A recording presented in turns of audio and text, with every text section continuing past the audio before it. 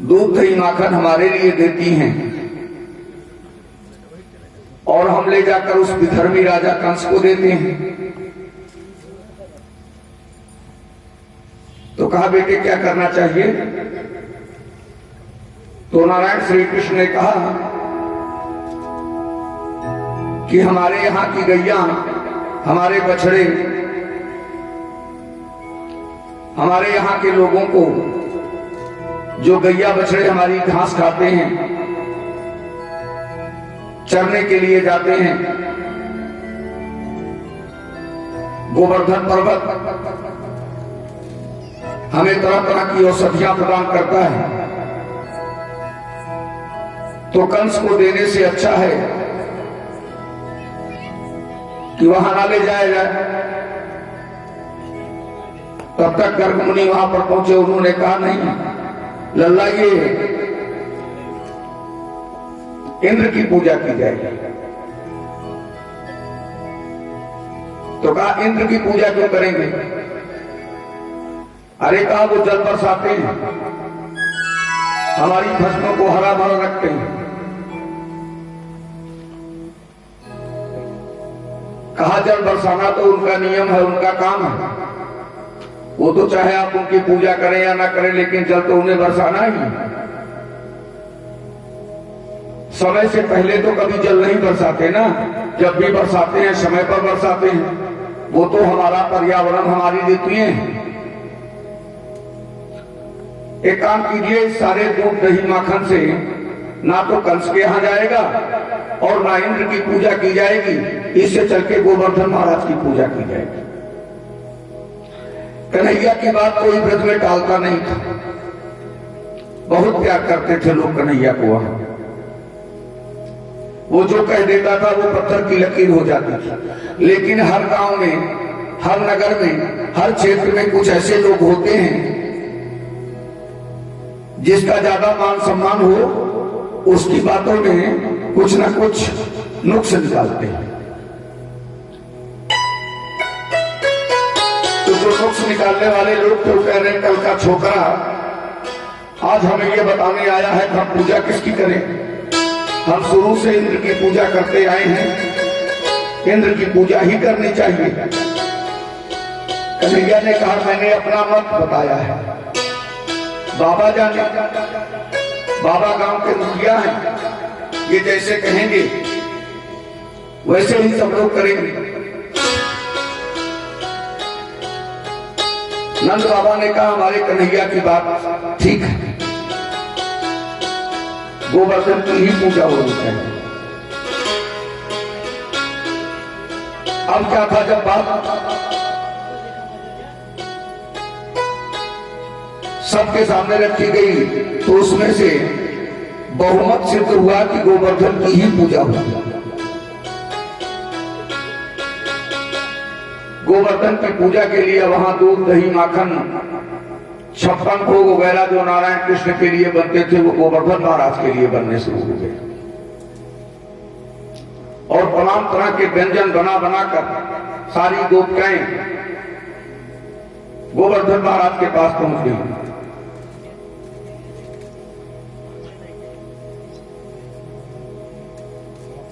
गोवर्धन महाराज को ऋषि का श्राप, ये पहले बहुत ऊंचे होते थे, मंदराचल पर्वत की तरह ऊंचे थे।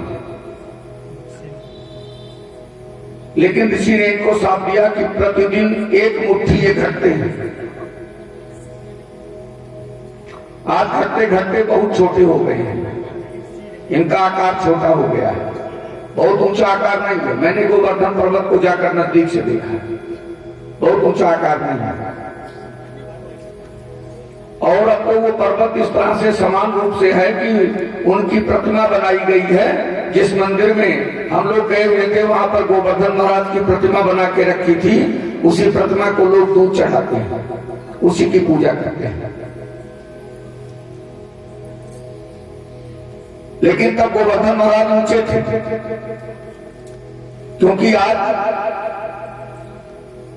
के 5000 340 वर्ष पहले नारायण कृष्ण का जन्म हुआ था। बात उस समय की, तब से एक मुट्ठी प्रतिदिन घट रहे हैं, तो घटते घटते घटते घटते कितने छोटे हो गए होंगे, आंकड़ा आप लोग लगा सकते हैं। लेकिन अब यह देखा जाए कि वो 5340 वर्ष जो है वो हमारा दिन है कि देवताओं का दिन है, इसे कोई नहीं जानता। लेकिन शास्त्र में विवरण यही मिलता है।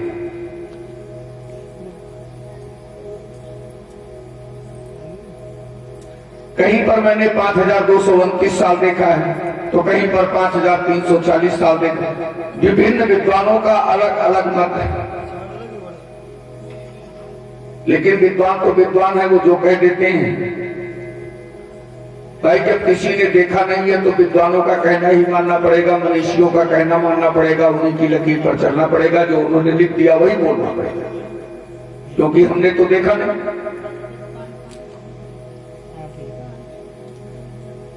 गोवर्धन की पूजा के लिए जब वहां पर गए, अब सारी गोपियां प्रसन्न चित्त से, किसी की पूजा करते समय क्या होता है, पहले वहां पर नृत्य गान वगैरह होता है, तो गोपिकाएं तो दीवानी थी कन्हैया की कृष्ण भगवान, और कृष्ण भगवान से प्रार्थना करती हैं कि हमारी नैया के खेलने वाले, हमारी नैया के खेलने वाले, जो के चलो तो समय यही है।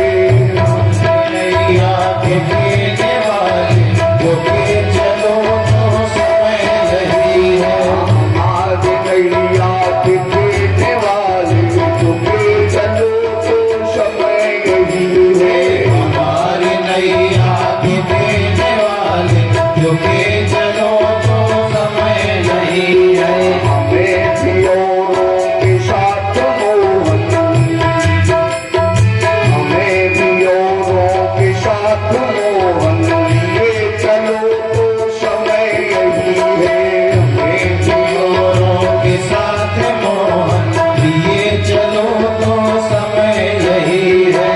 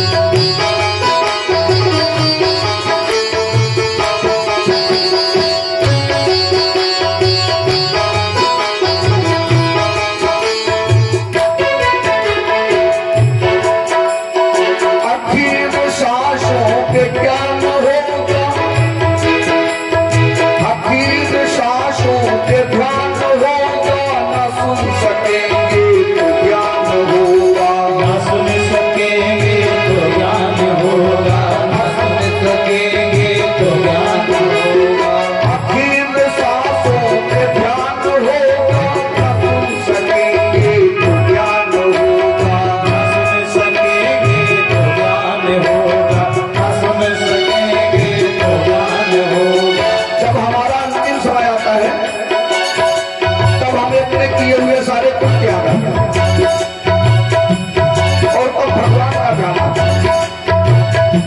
कि प्रभु जो भी किया हो उसको क्षमा करके हमें अपने शरण में ले लो और हमें मोक्ष प्रदान। लेकिन जब तक उनके शरीर में ताकत रहती है तब तक तमाम तरह के दुष्कर्म, तमाम तरह के पाप ये सब के करते रहते हैं, तब भगवान का ध्यान नहीं आता।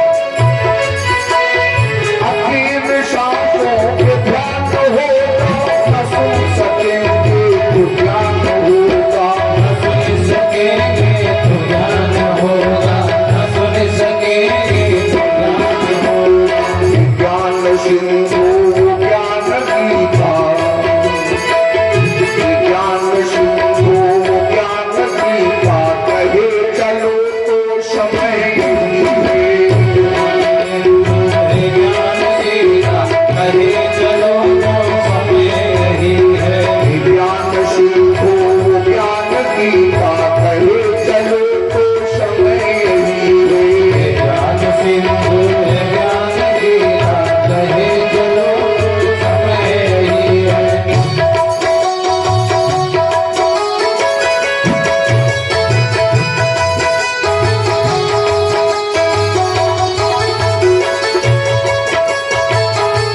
ज्ञान सिंधु ज्ञान गीता कहे चलो तो समय यही है। ज्ञान सिंधु ज्ञान गीता कहे चलो तो समय यही है। ज्ञान सिंधु ज्ञान गीता कहे चलो तो समय यही है। ज्ञान सिंधु ज्ञान गीता कहे चलो तो समय यही है। कृष्ण ने कह दिया, गोपियों ने कहा वही सत्य है जो हमारे कृष्ण ने कह दिया, हमारा कन्हैया कह दिया वही सत्य है, वही होगा जो ये कहेगा। सारे लोग वहां पर पहुंच गए।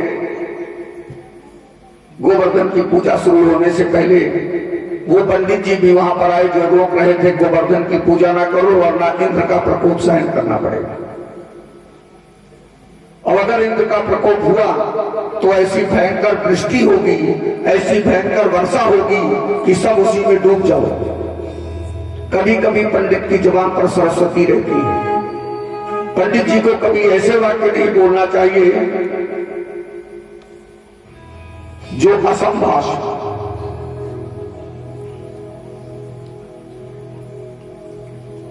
आज भी बिहार में कहती भैया काहे असंभाष बोला तो जो ना हो तो काहे बोला बिना मतलब।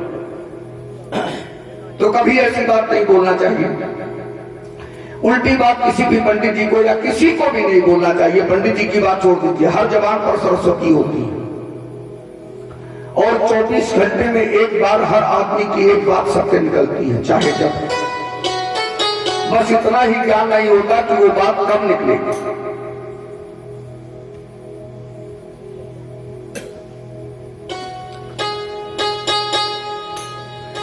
तीन नाड़ियां होती हैं, ईड़ा, पिंगला और सुषुम्ना। ईड़ा नाड़ी कहते हैं दाहिने स्वर जब चलते हैं तब, पिंगला नाड़ी कहते हैं जब बायां स्वर चलता है तब, सुषुम्ना कहते हैं दोनों स्वर जब एक साथ चलता है तब। लेकिन ये दोनों स्वर एक क्षण के लिए एक साथ चलते हैं और उसी क्षण में आपके मुंह से जो बात निकल जाती है वो निश्चित रूप से सत्य होगी। इसलिए हर जवान पर सरस्वती बैठी रहती है, सबकी जीवा पर सरस्वती का निवास। एक कुम्हार था, वो मिट्टी का बर्तन बनाया, वो मिट्टी का बर्तन बना के उसने आवा लगाया। उसने सुन रखा था कि 24 घंटे में एक बार बात सत्य होती है। अब सारे बर्तन को आवा लगाकर वहां पर बैठ गया, उसमें आग लगा दिया। आवा जब सुलगने लगा, जलने लगा तो बैठ गया आसन लगा और ये कहना शुरू किया कि मेरा सब बर्तन सोने का हो जाए। सोचा 24 घंटे में एक बार सत्य निकलेगी और मेरा सारा बर्तन सोने का हो जाएगा।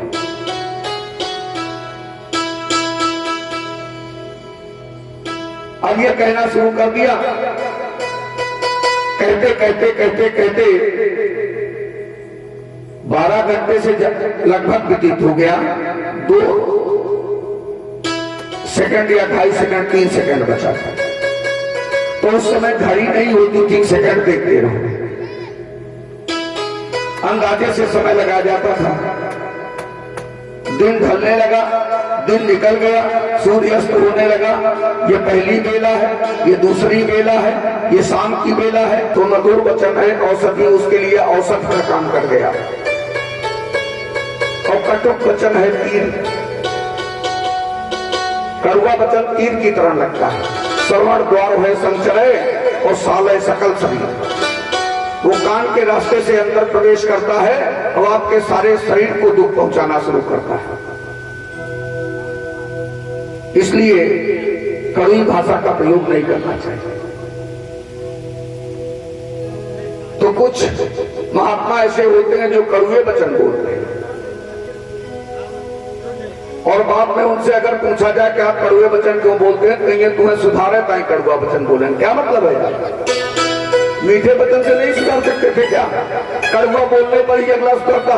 तुम्हारे मीठे वचन का असर जिस पर नहीं होगा, वो तुम्हारे कड़वे वचन से कभी नहीं सुधरेगा।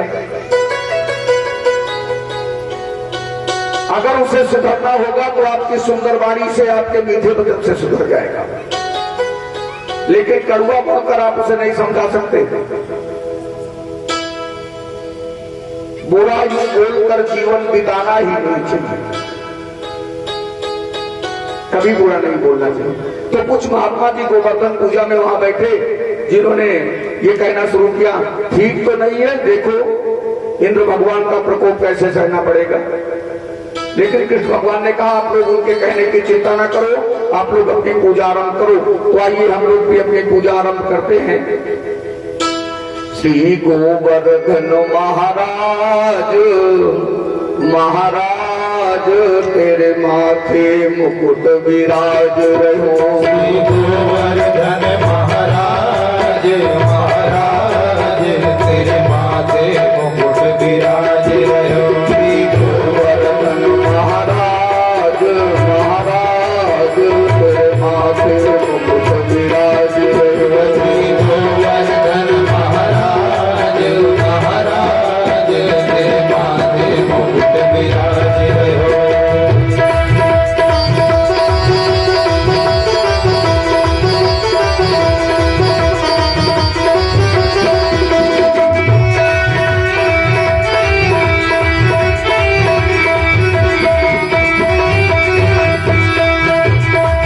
तेरे माथे मुकुट विराज रहो, तेरे माथे मुकुट विराज रहो। तेरे माथे मुकुट विराज रहो, तेरे माथे मुकुट विराज रहो।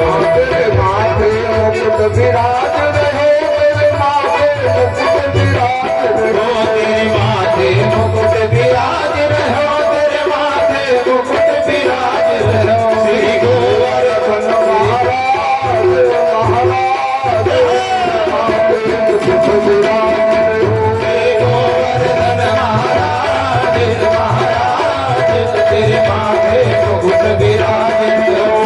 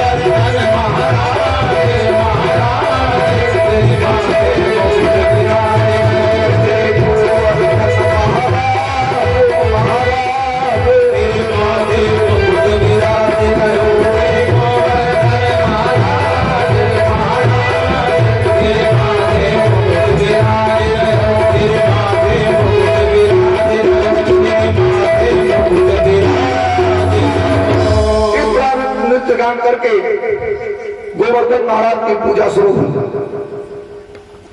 इंद्र के दूत चारों तरफ फैले हुए। उन्होंने जाकर इंद्र से कहा, महाराज आज आपकी पूजा नहीं हो रही है ब्रज में, आज तो गोवर्धन की पूजा हो रही। तो कहा ये किसके कहने से हो रहा? कहा वो छोकरा जो है ना, छोटा सा कन्हैया, उसके कहने से लोग गोवर्धन की पूजा कर रहे हैं। इंद्र ने कहा रुको बताते हैं। अपने ऐसे ऐसे बादलों को बुलाया और कहा घुमड़ घुमड़ कर जाकर इतनी वर्षा करो कि आज सारा ब्रह्मंडल बह जाए। 7 दिन तक घनघोर वर्षा होती रही।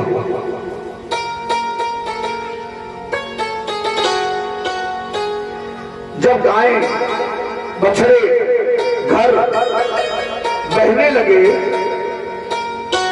मिट्टी के कच्चे घर हुआ करते थे, जब ज्यादा पानी गिरने लगा तो पानी उसमें समसा और पानी समझ के क्या हुआ कि मिट्टी की दीवार गल गई और नीचे गिर गई, बेचारों का घर वगैरह सब बह गए।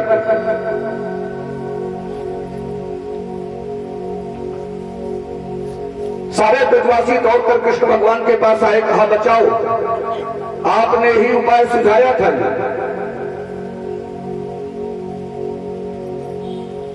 अब बताओ क्या करेंगे?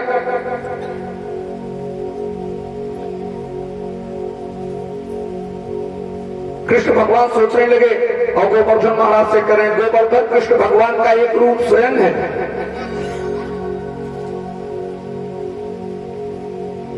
तो अपने ही अंश अपने ही रूप से कह रहे हैं कि सारे ब्रजवासियों की रक्षा तुम्हें करनी है। तो गोवर्धन कह रहा प्रभु कुछ उद्योग तो करो, तब तो मैं रक्षा करूंगा। ऐसे कैसे मैं कर दूं? ऐसे उड़ने लगूं क्या?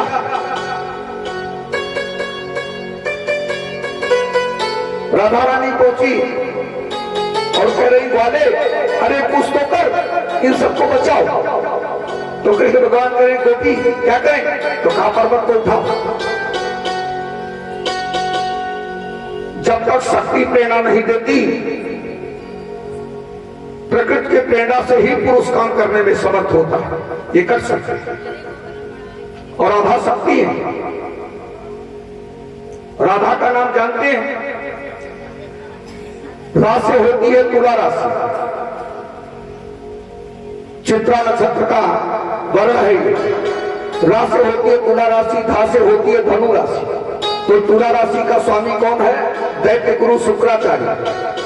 और धनु राशि का स्वामी देव गुरु बृहस्पति। दैत्य गुरु और देव गुरु का सम्मिलन है राधा रानी के नाम में, तो परम शक्तिमान है वो, कुछ भी करने में समर्थ।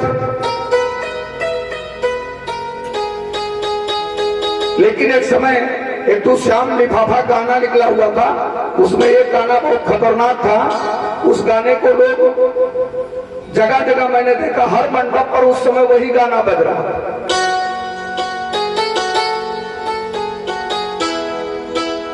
राधा रानी का नाम बदनाम किया जा रहा था, राधा रानी का नाम उसमें बदनाम हो रहा था। शक्ति का नाम इस तरह से बदनाम नहीं करना चाहिए। अरे मेरी जान है राधा, तुझ पे कुर्बान मैं राधा, रह ना सकूंगा तुमसे दूर में।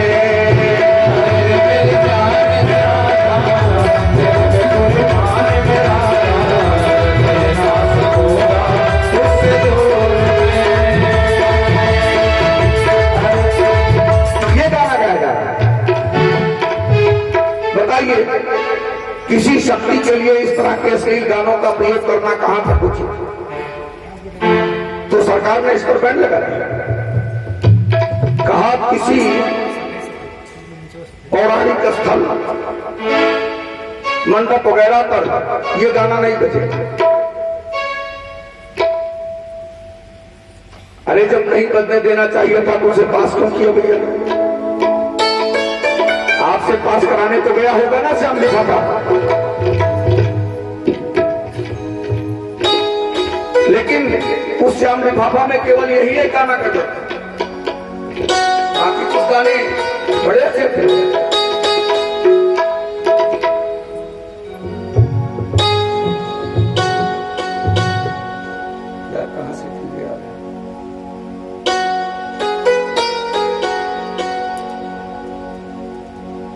गाने बड़े अच्छे थे, इसीलिए वो निशान लिफाफा कैसे चली गई, लेकिन इस गाने पर बैन लग गया। राधा रानी शक्ति है, शक्ति को कभी बदनाम नहीं करना चाहिए। किसी भी लेखक को, किसी भी कवि को इस तरह से किसी शक्तियों के बारे में अश्लील नहीं लिखना चाहिए।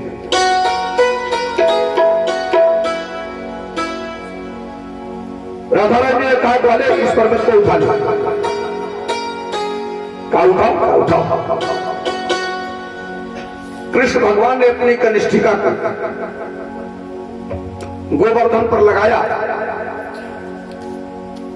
राधा रानी मन ही मन गोवर्धन से प्रार्थना कर रहे हैं, उठ के खड़े हो जाओ, जल्दी से उठ जाओ, हमारा ग्वाला तुझे उठाने का प्रयास कर रहा है, जल्दी से। गोवर्धन महाराज अपना स्थान छोड़ दी। कन्हैया उसी एक उंगली पर गोवर्धन पर्वत को उठा लिया और उठा के खड़ा हो गया।